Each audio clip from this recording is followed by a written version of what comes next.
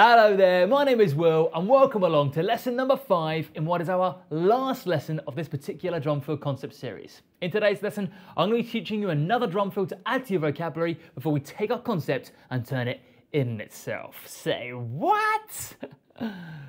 Wait, what?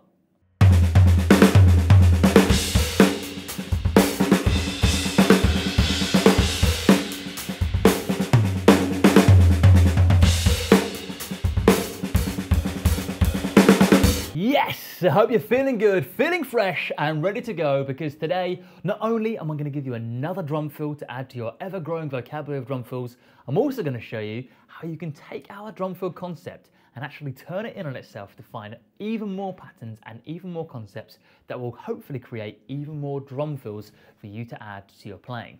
Now, to begin with today, we're going to need to learn a new sticking, and we're going to use this sticking actually in all of the drum fills in this lesson. We're going to learn it first of all through our original concept that we've been working on in this video series. So in case you haven't seen these other videos or you've forgotten, here's a quick reminder of what we're doing. Our original concept was that we're taking a bar of 16th note drum fill and we're breaking up those 16th notes into 4 groups of 3 and 1 group of 4, felt as 1, 2, 3, 1, 2, 3, 1, 2, 3, 1, 2, 3, 1, 2, 3, 4, or perhaps counted as 1 E and a 2 E and a 3 E and a 4 E and a.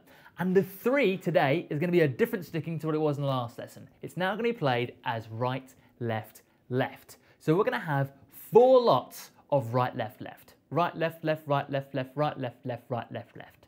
And then our grouping of 4 at the end of the drum fill is just going to be played in single strokes. Right, left, right, left. So all together you get right, left, left, right, left, left, right, left, left, right, left, left, right, left, right, left. And if we can, in those groups of 3, we're going to try and see if we can accent the right hand of the right, left, left. That means we're going to be hitting that one louder than the other notes.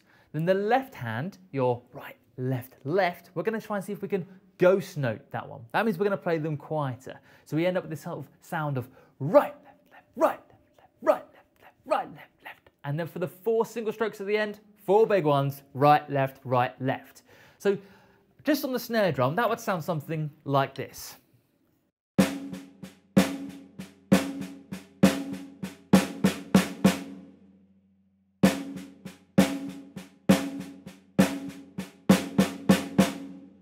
But what I want to do for our drum fill is I want to move the right hand in the groups of 3 to the floor tom. So we're going to have 4 lots of these.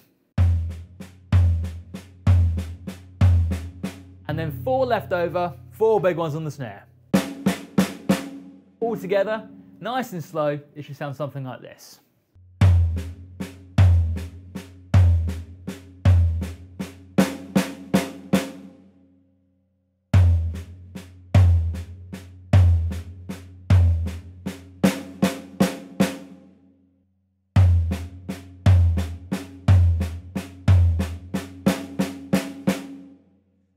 And a bit faster alongside a groove.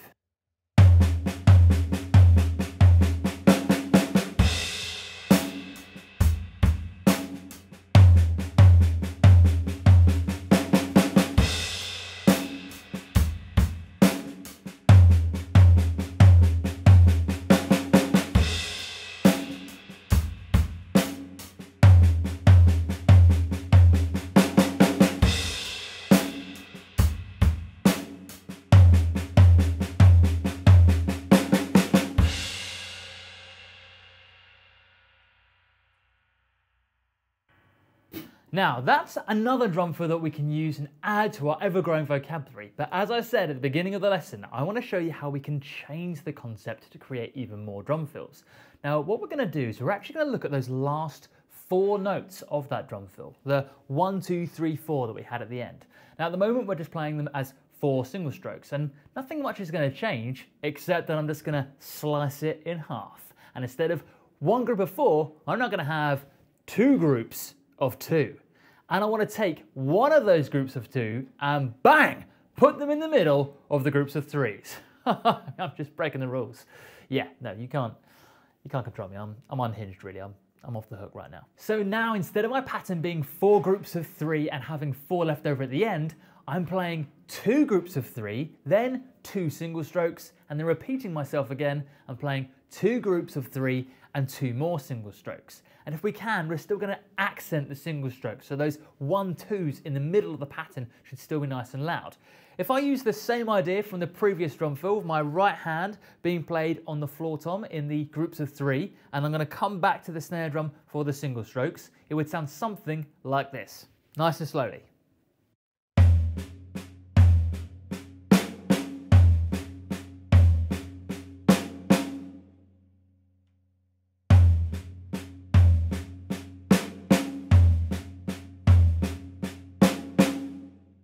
Bit faster with a groove.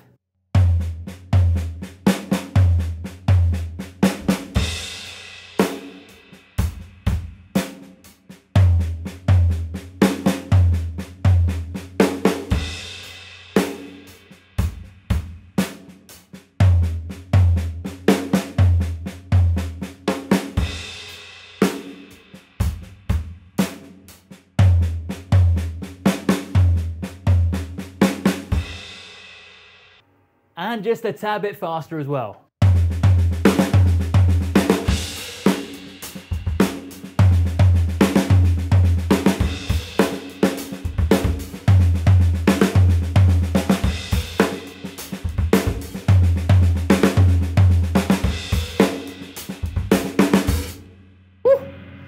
It grooves, it really grooves. Okay, now what's really quite cool as well about that right, left, left pattern is it buys you loads of time to move your right hand around the kit. So you can start to just use those right-handed accents in different places in that group of 3. I could also, if I wanted to, perhaps move around the 2 single strokes as well. Here's a couple more ideas of what it sounds like to just move your hand around and give it a go at home as well, trying to see what kind of things can you come up with on the kit. Here's a few ideas of my own.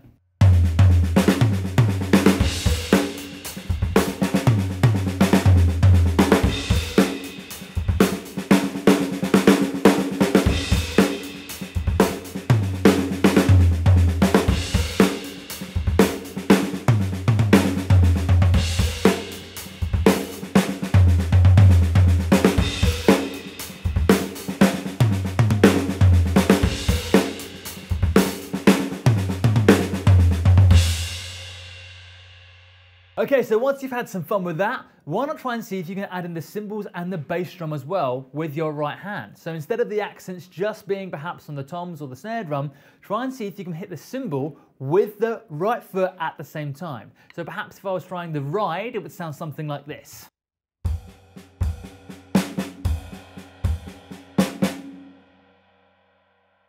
Or the hi-hats.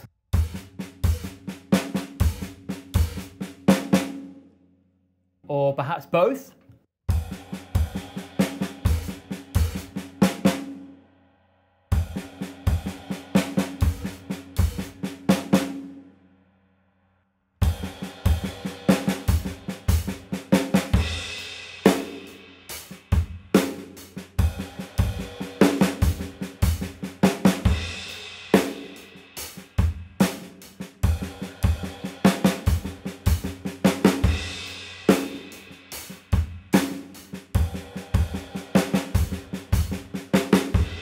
Once you've got that feeling down with the bass drum, you can start to use other cymbals as well. Here's some more ideas, a little bit faster.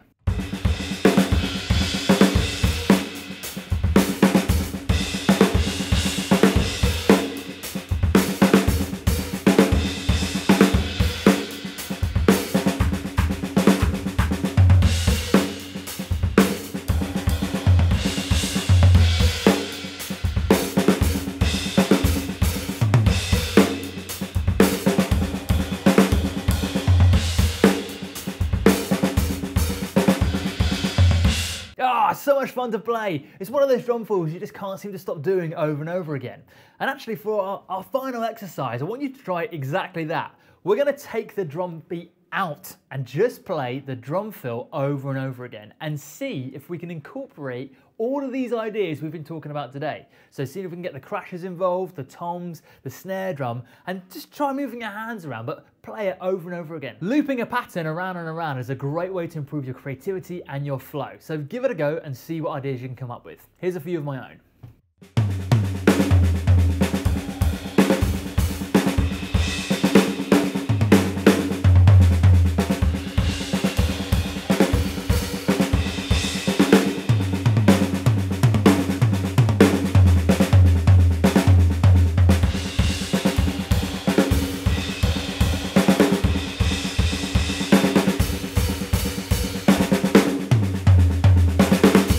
Such a fun pattern to play, and do exactly that. Have fun with it. Mess around, put the hands in different places, see what ideas you can come up with, and don't be afraid if it's sounding bad or making any mistakes. It's just good old-fashioned fun.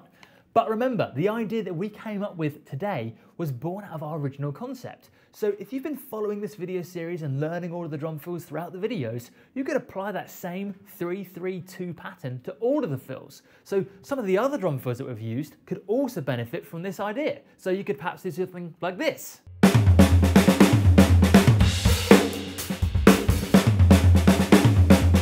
Or this.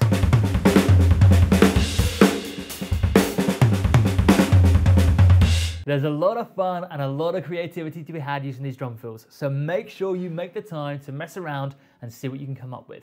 I hope from watching today's lesson, and if you're someone who's watched all the lessons in this drum fill series, I hope from watching them all that it's given you first of all some more vocabulary for you to play and mess around with on the drums, but hopefully that the concept also gave you more confidence to make up your own drum fills. If you have enjoyed the lesson and the whole fill series, please like this video and subscribe to the channel so you don't miss out in future drum lessons. And if you have been playing these fills, I'd love to see them. Perhaps film yourself, upload it onto Instagram and tag me so I can see how you're getting along. If you want to, also leave perhaps some comments below to let me know what drum fills you liked, which ones were your favourites. I'd love to hear how you're getting along. For now though, my name is Will and I will see you again soon.